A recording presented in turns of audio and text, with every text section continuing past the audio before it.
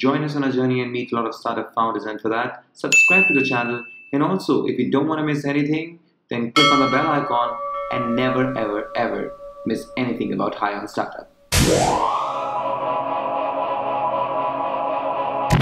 So welcome to High on Startup, and this time we are with the man who came up with Miristan. Now what is this and what the entire startup does, we need to get to know about from the founder himself. So Mr. Prateek is here with us today, and thank you so much for finding time from your busy schedule, and we know that you're very busy because you're doing wonderful work. Now let's get to know about the idea of Miristan and what your startup does basically. So basically we are helping micro, small and medium industries, enterprises in India, right from the agriculture domain, manufacturing, trading, information technology, nanotechnology. So fields are very diverse, but essentially they are all small industries, medium industries with not more, an investment of not more than 2 crores in any case. But usually it would be something like 10 lakhs, 20 lakhs of investment. So we are helping people like these set up their operations in Russia, Russian Federation, and the Commonwealth of Independent States, which was the formerly Soviet Union. When it broke up, so there were 15 countries which broke out of the Soviet Union formally, and now it is known as Commonwealth of Independent States. But all of these countries speak Russian. The official language is Russian. So we have an advantage in this because, like me and my team, we have been in Russia, like dealing with Russians. We are fluent in Russian language, and we have a lot of clients and contacts in Russia. Okay. So we have a very specific advantage because English is not very widely spoken and used in Russian Federation, okay, and these satellite countries. You just mentioned that you have a team. So how many people are in your startup? So basically we have around 3 people right now, which are handling core departments, I would like to call that. So we have around 5 departments right now. So the 3 people are handling learning and development. So we are providing training to MSMEs as well, which helps them like start their operations in an international environment, like an alien environment. So we have a person who is heading the learning and development part. We have a person who is handling the operations on a day-to-day basis, because there is a lot of money being transferred between India and Russia, equipment, and then there's a lot of information exchange, visas and travel related stuff. So we have a person who is taking care of that. So essentially we make the core team. But later on, we are looking to hire more people, but we are not willing to expand the core team because we are the people who were initially passionate about the idea. So speaking about initially, how long has it been that you started the startup? We started this in 2000. We officially registered the business in 2014 January. Okay. But we started somewhere in June of 2013. But the idea has been in our heads even before that, even before 2013. So we have been working on this idea for 4 years now. So the idea of Miristan, right? So what is in the name Miristan? How did you choose it? How did you get to Miristan? Well, when in 2014 we actually decided to start a company and do everything officially, because before that we were doing things but they were not in an official manner. We were trying to explore and find out things. So I was thinking of what exactly are our core values, what exactly are we trying to do here. We were trying to promote or boost trade, travel and cultural contact among the people of the northern part of Asia and the southern part of Asia.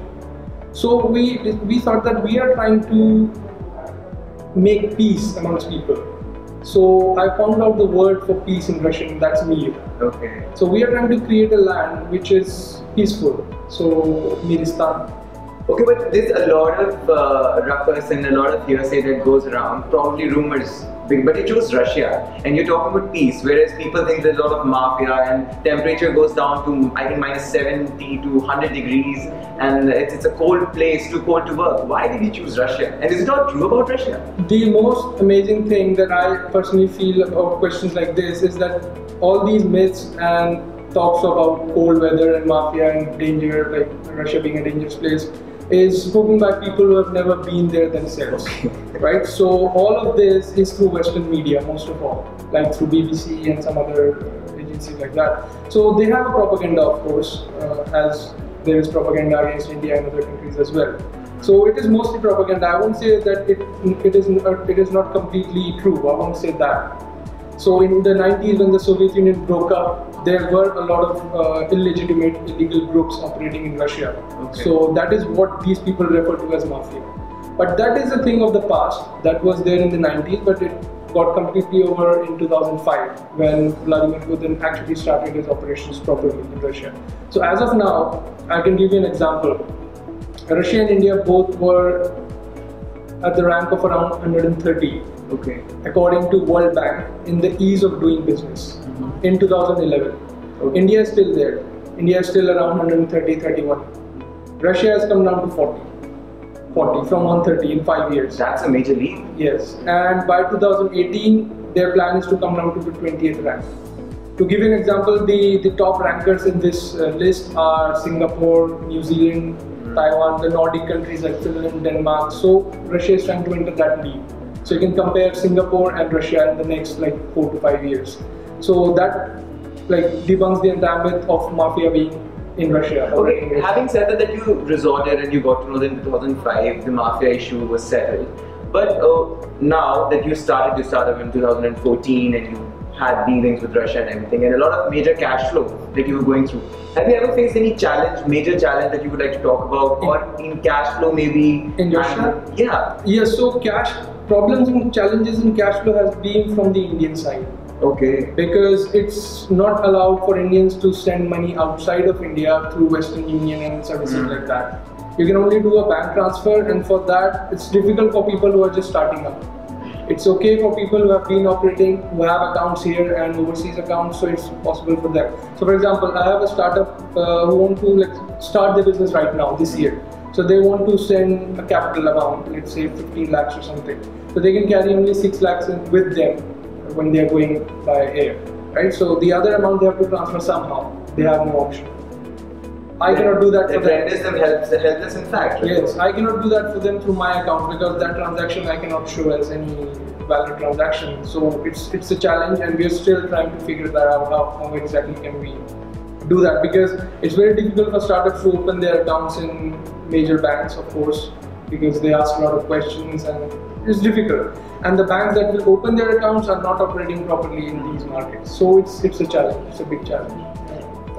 And what about if someone wants to enter in your line of work, in your field? What would you tell them to make sure, except of course these challenges, what all would you like to give them as a tip or a suggestion or advice to make sure that they don't fall into the don'ts and get to the do's category and do good? So is this a general comment towards everyone? Or yeah, in my comment to the viewers and to the people who may want to join or be a part of your business. Okay, so as a general comment, I would like to say that any business that you start initially will look very unviable.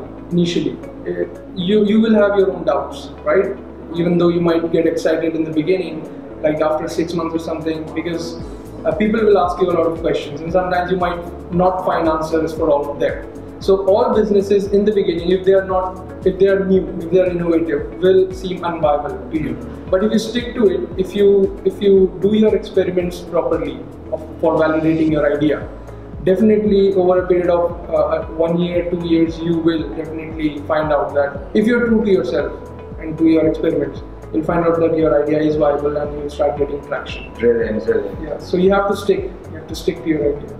So when there's a lot of stress that is going on around and you have to work a lot and Indians are giving you a lot of trouble when you have to send money to Russia, what do you need to get high on to bust that stress? I don't need anything to get high on. I am high on Miristan. Amazing, amazing. So that's what I want to tell you. Go on and log on to miristan.com right now, and the link is down below if you can't spell it correct, because this is something you need to know about. And come on, the myths about Russia are being broken down by Indians now, and that's why now we'll tell you that you should get to know about Mr. Prateek and so many more founders who will be joining us in High on Startup in times to come. So meanwhile, keep subscribing to the YouTube channel.